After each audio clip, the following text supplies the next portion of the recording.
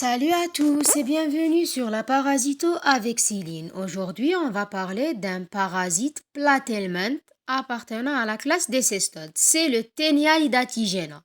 Ce parasite est très fréquent chez les chiens et les canidés sauvages et domestiques qui sont ses hôtes définitifs et chez les herbivores tels que les moutons et les bovins qui servent d'hôtes intermédiaires. Chez les chiens ou bien les canidés sauvages, on trouve la forme adulte. Chez les herbivores, c'est-à-dire les moutons et les bovins, on trouve la forme au stade larvaire. Ce parasite à son stade larvaire est appelé Cysticercus tenuicolis.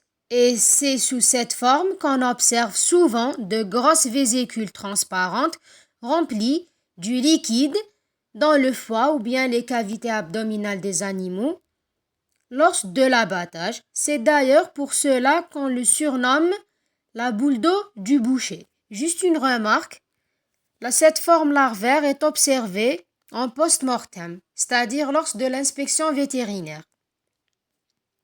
Chez le chien ou bien les canidés sauvages, la contamination se fait par l'ingestion des organes infectés provenant des ruminants parasités qui contiennent la forme larvaire du Taenia, c'est-à-dire c'est une infection partiellement eurofécale. Quant aux ruminants, ils s'infectent en ingérant les œufs du parasite présent sur l'herbe contaminée par la déjection des chiens ou bien des canidés sauvages porteurs du parasite.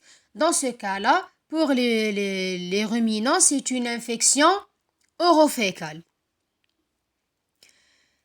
Ce parasite, même s'il ressemble à d'autres Taenia, il ne présente pas d'aspect zoonotique, donc il ne touche pas l'être humain. Il n'infecte pas l'être humain, donc il ne cause pas une maladie chez l'être humain.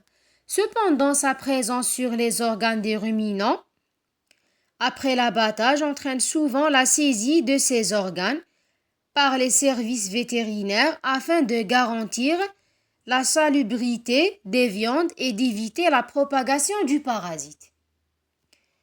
Et à un titre préventif, ces organes doivent être enterrés pour inhiber le cycle du parasite. Et compris, inhiber sa propagation pour les ruminants et pour les canidés. Donc on est arrivé à la fin de notre vidéo. Je vous dis merci pour votre attention et à très bientôt pour notre prochaine vidéo.